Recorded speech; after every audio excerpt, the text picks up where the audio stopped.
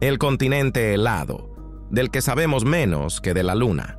Bajo kilómetros de nieve se esconden expediciones olvidadas, ciudades balleneras muertas y fenómenos que la ciencia apenas puede explicar. Desde barcos congelados en el hielo hasta un meteorito de Marte. Hoy, en Top Facts, nos vamos a la Antártida. Miren hasta el final y les deseo a todos una agradable visualización. Yarkovchanka. Así, en ruso, se llamaba el modelo único de vehículo todoterreno antártico creado en la década de los 50 en la Unión Soviética.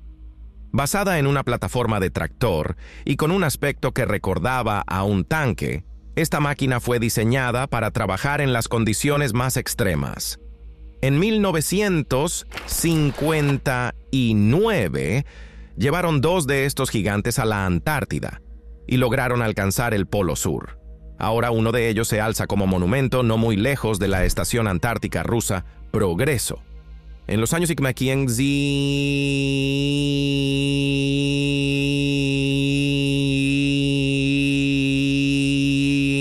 al igual que otros países, exploraba activamente la Antártida, y muy pronto quedó claro que los tractores comunes no podían cumplir con las tareas en tales condiciones. Se necesitaba una máquina capaz no solo de sobrevivir en el desierto helado, sino también de proporcionar a los miembros de la expedición un alojamiento seguro, cálido y relativamente cómodo.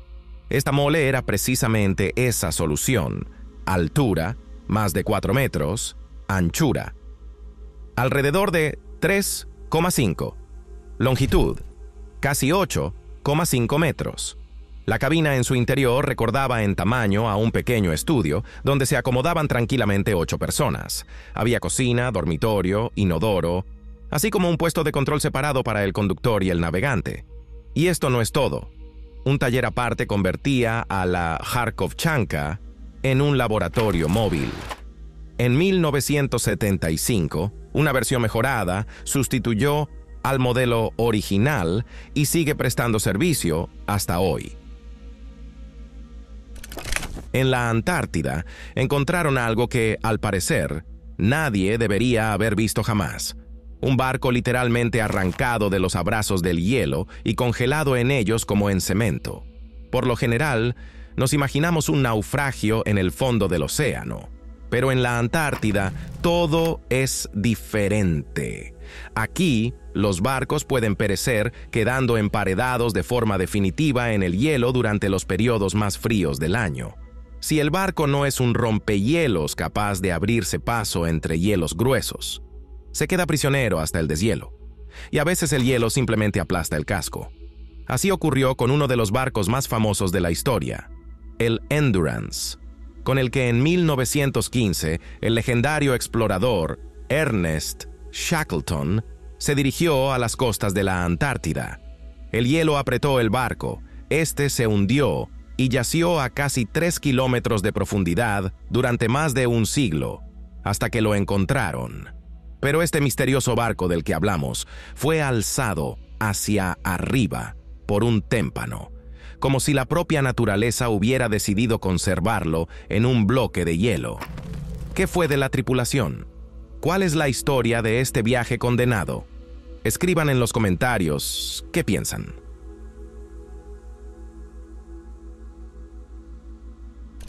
Hace poco, un buque de investigación rompehielos hizo un descubrimiento que los científicos califican de sin precedentes: la mayor colonia de peces en la historia, incubando su descendencia.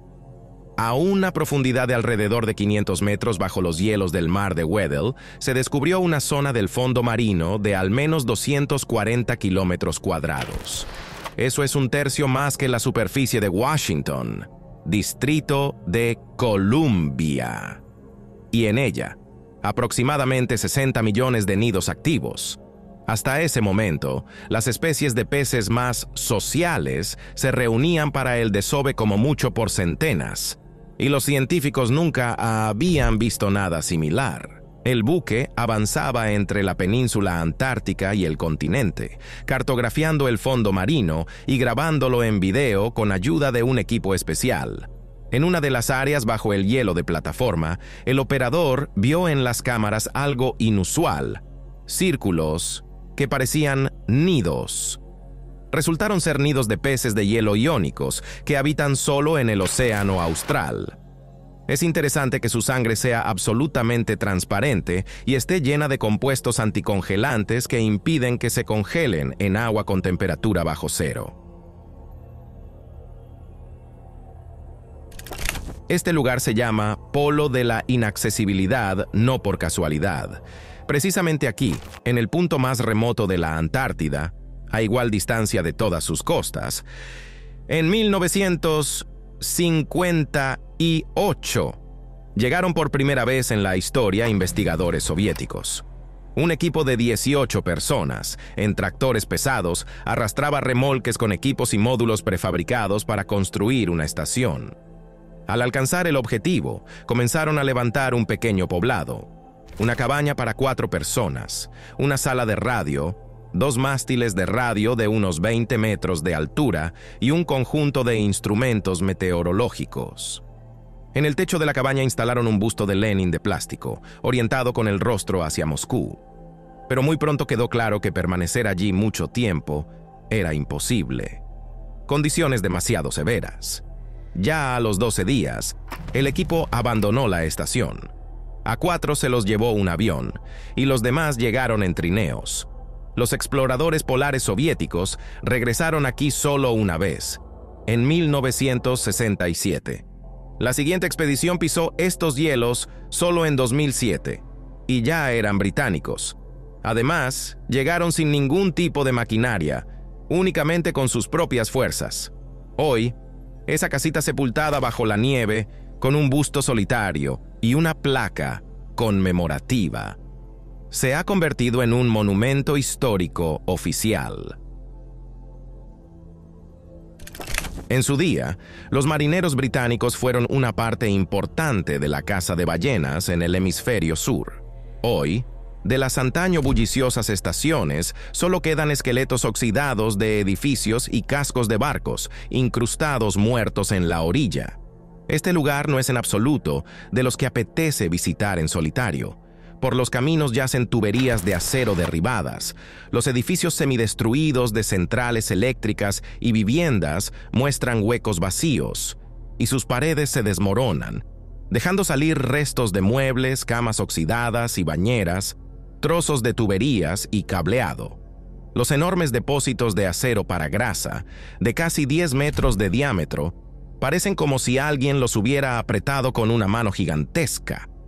Todo esto es el resultado de décadas de vientos destructivos y del tiempo después del cierre de la estación. En los últimos años se han hecho intentos de limpiar el territorio y reforzar los edificios para hacerlos seguros para los turistas. Pero incluso ahora, los huracanes que se precipitan desde las montañas de esta isla subantártica hacen que todo alrededor gima y crujan. Las láminas de hierro oxidado chillan al viento, las puertas se cierran de golpe, por sí solas, y los capuchones de ventilación giratorios de las viejas fábricas no dejan de girar, como en aquel día de 1965 en que aquí se marcharon para siempre los trabajadores. Invierno de 1899. 10 participantes de una expedición deciden pasar toda la temporada en la Antártida, instalándose en cabañas modulares preparadas de antemano. Dentro no solo vivían, sino que también trabajaban. Montaron un laboratorio fotográfico e incluso un taller de taxidermia, pues el objetivo de la expedición era documentar la naturaleza del continente. El espacio personal de cada uno era mínimo. Solo su litera. En tales condiciones, gran parte del invierno, la gente literalmente no se levantaba de las camas, porque afuera rugía el frío eterno. Después de que la expedición concluyó, esas cabañas permanecieron durante décadas cubiertas de nieve y hielo, lo que involuntariamente ayudó a preservarlas mucho más de lo previsto. Algunos en voz baja las llaman malditas. Bueno, eso solo lo saben los restauradores.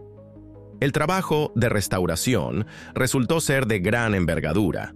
Había que reforzar las paredes, combadas bajo el peso de la nieve, y salvar todo lo que había dentro. En el proyecto trabajaron 62 especialistas de 12 países, expertos en madera, metal, textil y papel. Las tres bases, Cabo Royds, Cabo Evans y Hut Point, se encuentran en la isla de Ross, y hoy están a cargo de un equipo que sigue manteniendo estos lugares históricos.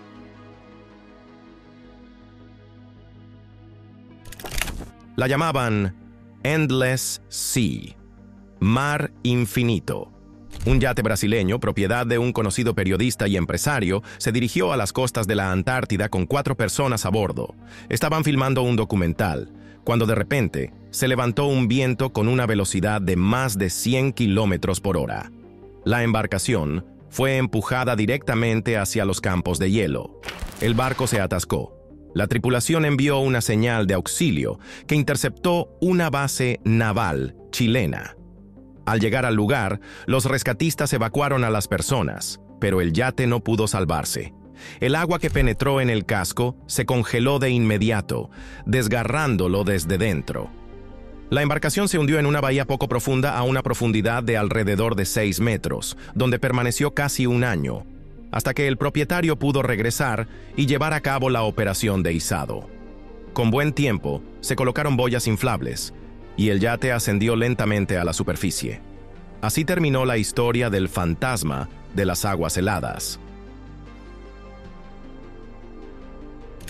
Una nueva base, diseñada para alojar aproximadamente a 150 militares, se convirtió en un elemento clave para garantizar la autonomía e independencia de la flota militar rusa en el Ártico. La dirección del país lo llama abiertamente un paso para fortalecer la presencia de Moscú en la región, y, a juzgar por el resultado, la tarea está cumplida. El complejo cuenta con un moderno centro de radares capaz de seguir el movimiento de barcos y aviones. Además, recientemente, aquí se alargó la pista de aterrizaje hasta 3,3 kilómetros, lo que permite recibir y reabastecer a la mayoría de los aviones militares, incluidos cazas que patrullan el cielo polar. Los expertos señalan que el deshielo ártico, relacionado con el cambio climático, hace más accesibles las rutas marítimas en estas latitudes y, por lo tanto, abre nuevas oportunidades para el desarrollo de recursos energéticos y minerales. La construcción de la base, que recibió el nombre de Trébol Ártico, se terminó en 2017. Está ubicada a solo 260 kilómetros al este del punto más extremo del archipiélago noruego de Svalbard. La edificación se levanta sobre pilotes para soportar los fríos extremos, y dentro hay todo para una vida autónoma. Su propia central eléctrica, un puesto médico, una biblioteca, una capilla, un gimnasio e incluso una sala de cine. El gigantesco glaciar Erebus en la Antártida desciende desde el monte Erebus y se adentra en el mar, formando una lengua de hielo de 6 kilómetros. Una franja de hielo larga y estrecha que sobresale hacia la bahía. Este filo helado, con borde azulado, se extiende hacia las nevadas aguas de la bahía McMurdo, y su espesor varía desde 50 metros en el borde hasta casi 300 en el lugar donde se apoya en tierra. Es un organismo vivo, en constante cambio, influido por tensiones internas y fuerzas externas. Las lenguas de hielo se forman cuando el flujo glaciar sale rápidamente a una masa de agua protegida. En el caso del Erebus, la protección la proporcionan los cabos Evans y Royds, que lo resguardan de las aguas abiertas del mar de Ross. En verano, el hielo marino alrededor de la lengua se derrite, y ésta comienza a flotar sin perder su forma. Las olas van tallando en sus bordes patrones complejos y a veces cuevas profundas. En invierno, el mar vuelve a congelarse, encerrando la estructura helada en una nueva coraza. ¿Qué huellas diminutas son esas que parecen crecer desde la nieve como frágiles flores? Este raro fenómeno se llama huellas elevadas. Surge en regiones donde durante semanas se mantiene un clima seco, helado y ventoso. El secreto es simple. Cuando una persona camina sobre nieve suelta, sus pasos la compactan de tal manera que ese tramo se vuelve varias veces más duro que la superficie circundante. El viento fuerte y constante va barriendo toda la nieve blanda alrededor, y las huellas compactadas permanecen, elevándose sobre la superficie. A veces pueden verse incluso semanas después de que la persona haya pasado por allí. Para los especialistas es una señal. En la zona puede haber un aumento del peligro de avalanchas. Suena a ciencia ficción, pero un acaudalado empresario se tomó en serio la idea de remolcar un iceberg desde la Antártida hasta el Golfo Pérsico. Y lo sorprendente es que la tecnología para ello ya existe. Hay compañías enteras que producen equipos para las llamadas operaciones de gestión del hielo. La idea es simple. Una masa de hielo a la deriva frente a las costas de los Emiratos Árabes Unidos puede convertirse en fuente de agua potable. Los satélites determinan un iceberg adecuado, a veces de hasta 1,5 kilómetros de ancho. Luego se le coloca un cinturón metálico especial para evitar su destrucción durante el trayecto. El viaje, de unos 10 meses de duración, debe concluir en la costa del Emirato de Fujairah. Sin embargo, los cálculos muestran que hasta un 30% de la masa del iceberg puede perderse antes de la llegada. El costo del proyecto es del orden de $200 millones. Si las pruebas tienen éxito, los icebergs realmente podrían aparecer en las aguas del Golfo Pérsico.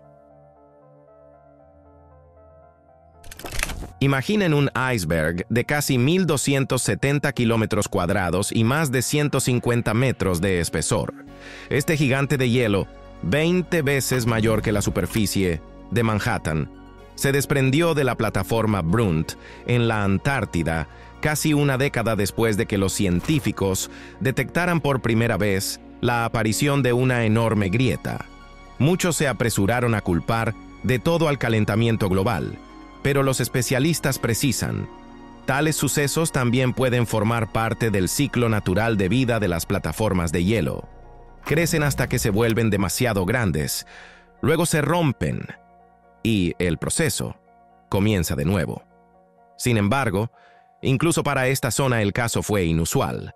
La grieta llamada Falla del Norte se dirigió rápidamente hacia otra, a 34 kilómetros, y avanzaba a una velocidad increíble, casi 1 kilómetro al día. Y luego todo ocurrió literalmente en cuestión de horas. La placa de hielo se desprendió y se fue a la deriva libremente.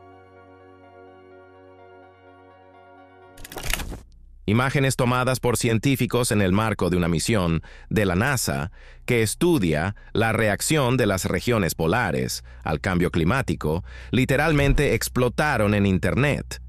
Un enorme iceberg con bordes perfectamente rectos y superficie plana, como tallado por una regla gigante, dio pie a bromas sobre extraterrestres y picos de hielo de tamaño colosal. En realidad, formaciones como estas, llamadas icebergs tabulares, son completamente naturales. Los científicos los observaron en las costas septentrionales de la Antártida durante una toma aérea. El mayor de ellos tenía una longitud de alrededor de 1,6 kilómetros, y como ocurre con cualquier iceberg, solo una décima parte era visible sobre el agua. El resto de la masa permanecía oculta en profundidad. La formación de un iceberg tabular puede compararse con cortar la esquina de una hoja de papel con tijeras, solo que en lugar de papel es el borde de una plataforma de hielo, y en lugar de tijeras son las olas y las fuerzas del hielo. Justo después del desprendimiento, los bordes quedan perfectamente rectos, pero al llegar al mar abierto, el iceberg pierde rápidamente sus líneas definidas, se liman en choques con otros témpanos o se derriten. El nombre de este fenómeno proviene del griego crío, hielo, y konis, polvo. Los enigmáticos orificios oscuros en la superficie de los glaciares fueron descritos por primera vez por un investigador sueco en 1870, mientras viajaba por el casquete de hielo de Groenlandia. El crioconita es una especie de pozos de hielo de distintos tamaños, llenos de agua de deshielo y en cuyo fondo yace una capa de sedimento oscuro. En ese polvo pueden entrar diminutas partículas de roca, hollín, microbios, polvo de desiertos de otros continentes, rastros de erupciones volcánicas o emisiones de centrales eléctricas. El material oscuro absorbe el calor solar. El hielo bajo él se derrite más rápido, y la cavidad se va profundizando poco a poco. En verano, tales orificios se convierten en pequeños ecosistemas en los que encuentran su lugar microorganismos amantes del frío y diminutos animales. Si alguna vez se atreven a sumergirse en las aguas de las costas de la Antártida, tengan cuidado, porque allí pueden encontrarse con uno de los fenómenos naturales más extraños y mortales. Se llama Brinicle, o dedo de hielo de la muerte. Imaginen un carámbano gigantesco, solo que creciendo hacia abajo desde el hielo, no desde un techo. Se forma a partir de agua sobresalada, salmuera, que aparece cuando el agua de mar se congela y expulsa la sal. Esa salmuera es más fría que el agua circundante y comienza a descender hasta el fondo, creando un flujo giratorio que congela todo a su paso. En cuanto el dedo toca el fondo marino, convierte en estatuas de hielo todo lo que allí vive, estrellas de mar, erizos y otros habitantes. A veces, en el punto de contacto quedan los llamados lagos negros de la muerte, charcos de agua supersalina y superenfriada, mortalmente peligrosa para cualquier forma de vida. En 1984, en la zona de Allan Hills, en la Antártida, geólogos en motos de nieve encontraron una roca que posteriormente se convirtió en una de las más estudiadas de la historia. Los científicos determinaron que este meteorito tiene origen marciano. Se formó hace alrededor de 4.000 millones de años y cayó a la Tierra aproximadamente hace 13.000 años. En su interior, se descubrieron partículas de magnetita que, según consideraron algunos investigadores, podrían ser un indicio de antigua vida microbiana en Marte. Este hallazgo inspiró a la NASA para nuevas investigaciones del planeta rojo y dio impulso al desarrollo de la astrobiología.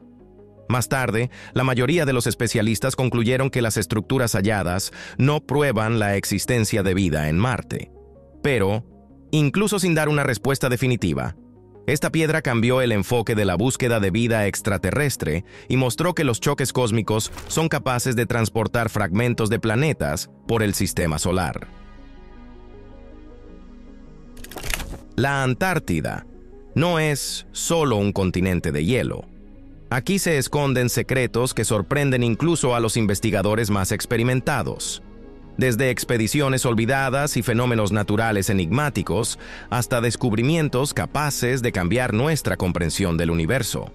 Si les ha gustado este video, me alegrará que escriban cualquier comentario para apoyar y ahora mismo vean nuestro siguiente video, que ha aparecido en su pantalla.